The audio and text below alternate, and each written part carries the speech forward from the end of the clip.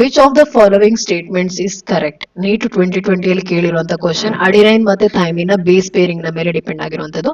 Adenine pairs with thymine through 2 H bonds, adenine pairs with thymine through 1 H bond, adenine pairs with thymine through 3 H bonds, adenine does not pair with thymine.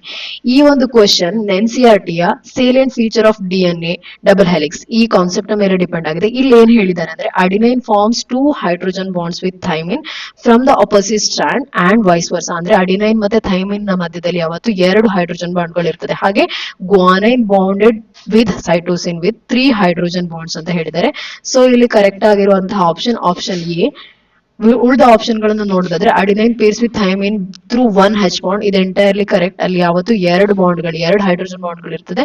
Adenine pairs with thymine through 3 H bonds ಇದು incorrect.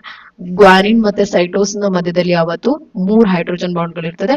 Adenine does not pair with thymine ಇದು also entirely incorrect. ಯಾಕಂದ್ರೆ adenine ಮತ್ತೆ thymine ಯಾವತ್ತು ಒಂದಕ್ಕೊಂದು complementary ಆಗಿರ್ತದೆ. ಹಾಗೆ ಅವೆರಡು ಎರಡು ಸ್ಟ್ರಾಂಡ್ ಗಳಲ್ಲಿ ಅಪೋಸಿಟ್ ಅಲ್ಲಿ ಬಂದಾಗ ಯಾವತ್ತು ಹೈಡ್ರೋಜನ್ ಬಾಂಡ್ ಅಂದ್ರೆ 2 ಹೈಡ್ರೋಜನ್ ಬಾಂಡ್ ಗಳ ಮೂಲಕ ಬಾಂಡ್ ಆಗುತ್ತೆ.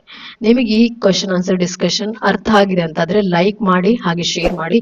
ಇನ್ನು ಈ ರೀತಿಯ ಕ್ವಶನ್ ಆನ್ಸರ್ ಡಿಸ್ಕಷನ್ ಗಳಿಗಾಗಿ ನಮ್ಮ ಚಾನೆಲ್ ಅನ್ನು ಸಬ್ಸ್ಕ್ರೈಬ್ ಮಾಡಿ. Thank you.